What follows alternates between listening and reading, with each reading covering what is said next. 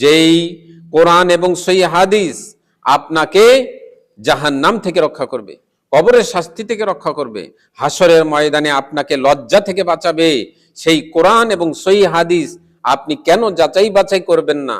আপনি কেন সঠিক আমল করবেন না? আসসালামু আলাইকুম ওয়া রাহমাতুল্লাহি ওয়া বারাকাতুহু। আলহামদুলিল্লাহি রাব্বিল আলামিন ওয়াসসালাতু ওয়াসসালামু আলা সাইয়্যিদিনা মুহাম্মদ ওয়া আলা আলিহি ওয়া আসহাবিহি আজমাইন। প্রশংসা আল্লাহ সুবহানাহু ওয়া তাআলার জন্য, শান্তি অবতীর্ণ হোক জনাবে মুহাম্মাদুর রাসূলুল্লাহ সাল্লাল্লাহু আলাইহি ওয়াসাল্লামের প্রতি। ইসলামের প্রতি একটি অভিযোগ হলো, ইসলামের মধ্যে এত দল, এত মতভেদ, তাহলে সঠিক কোনটা? ইসলামের মধ্যে অনেক দল তৈরি হয়েছে, অনেকগুলো মাযহাব তৈরি হয়েছে এবং অনেকগুলো তরিকা তৈরি হয়েছে।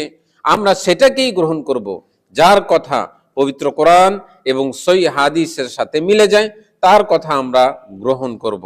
ইসলাম হচ্ছে পবিত্র কোরআন এবং সহিহ হাদিসের অনুসরণের নাম। যদি পবিত্র কোরআন এবং সহিহ হাদিসের অনুসারী একজন ব্যক্তি হয়, সে হবে মুসলিম উম্মাহ। যদি লক্ষ কোটি লোক তারা পবিত্র কোরআন এবং সহিহ হাদিসের অনুসরণ করে না, তাহলে তারা মুসলিম উম্মার অন্তর্ভুক্ত হবে না। আপনি যদি বাজারে গিয়ে আলু পটল ক্রয় করেন, সেগুলো আপনি ভালোগুলো দেখে ক্রয় করেন। আপনি যদি 10 টাকার কাঁচা মরিচ কিনেন, সেগুলো আপনি ভালোগুলো ক্রয় করেন, নষ্ট পচাগুলো কিন্তু আপনি ক্রয় করেন না।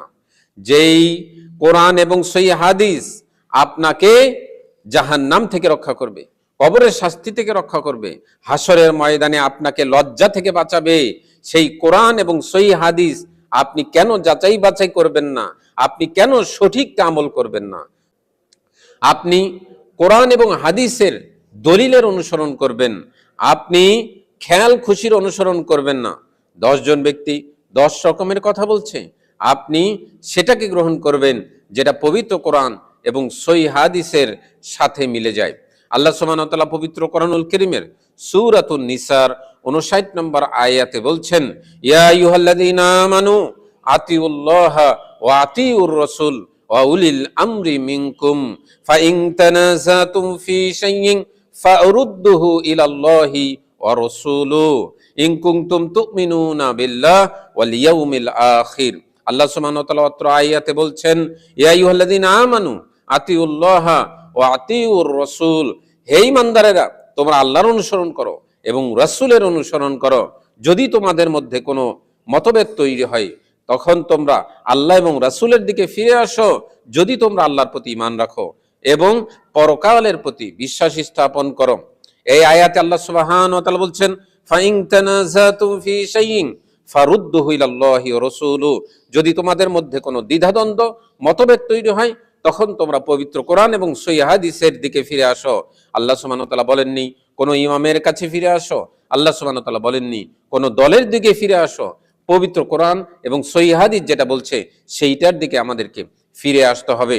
সঠিক বুঝ হচ্ছে সাহাবায়ে কেরাম যেটা বুঝেছিলেন, কারণ সাহাবায়ে কেরামের সামনে পবিত্র কোরআন নাজিল হচ্ছিল। সাহাবায়ে কেরাম পবিত্র কোরআনের ব্যাখ্যা নবী সাল্লাল্লাহু আলাইহি ওয়াসাল্লামের কাছ থেকেই তারা শিখেছিলেন। সুতরাং সাহাবায়ে কেরাম যেটা বুঝেছেন, তাবিগণ যেটা বুঝেছেন, তাবিগণ যেটা বুঝেছেন, সেটাই হবে সঠিক। আল্লাহ সুবহানাহু ওয়া তাআলা পবিত্র কোরআনুল কারীমের সূরাতুন নিসার 4 নম্বর সূরার 115 নম্বর আয়াতে আল্লাহ সুবহানাহু ওয়া তাআলা বলছেন, ওয়া মান ইউশাকিকির রাসূলা মিন বা'দি মা তাবায়্যানা লাহুল হুদা ওয়া ইয়াত্তাবিউ গায়রা সাবিলিল মুমিনিন নুওয়াল্লিহি মা তাওয়াল্লা ওয়া নুসলিহি জাহান্নামা ওয়া সাআত মাসীরা। আল্লাহ সুবহানাহু ওয়া তাআলা বলছেন, ওয়া মান ইউশাকিকির রাসূলা, যে ব্যক্তি রাসূলের বিরুদ্ধাচরণ করে, ওয়া মান ইউশাকিকির রাসূলা মিন বা'দি মা তাবায়্যানা লাহুল হুদা, তার সামনে হেদায়েত স্পষ্ট হওয়ার পরেও যদি কেউ রাসূলের বিরুদ্ধাচরণ করে, ওয়া ইয়াত্তাবিউ গায়রা সাবিলিল মুমিনিন, যারা মুমিনদের পথের বিপরীত পথ, বিপরীত রাস্তার অনুসরণ করে, নুআল্লিহি মা তাওয়াল্লা, তাদেরকে সেই দিকেই ফিরিয়ে দেওয়া হবে, ওয়া নুসলিহি জাহান্নামা, তাদেরকে প্রবেশ করানো হবে জাহান্নামে, ওয়া সাআত মাসীরা, আর সেটা হবে খুবই নিকৃষ্ট থাকার জায়গা। অত্র আয়াতে আল্লাহ সুবহানাহু ওয়া তাআলা বলছেন, যারা মুমিনদের পথ অনুসরণ করে না, অর্থাৎ সাহাবায়ে কেরামের পথ অনুসরণ করে না, সাহাবায়ে কেরাম যেটা বুঝেছেন সেই বুঝ গ্রহণ করে না, খেয়াল খুশির অনুসরণ করে, তাহলে তাদের সম্পর্কে আল্লাহ সুবহানাহু ওয়া তাআলা বলছেন ওয়ানুসলিহি জাহান্নামা, তাদেরকে প্রবেশ করানো হবে জাহান্নামে, ওয়াসাআত মাসির, সাআত নিকৃষ্ট, মাসির থাকার জায়গা, নিকৃষ্ট থাকার জায়গা। একটি রুমে যদি আগুন থাকে সেখানে আপনি থাকতে পারবেন না।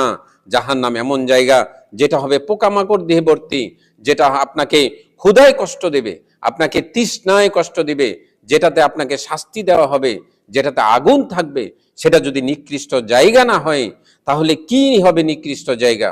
সুতরাং আমরা পবিত্র কোরআন এবং সহিহ হাদিসের অনুসরণ করব।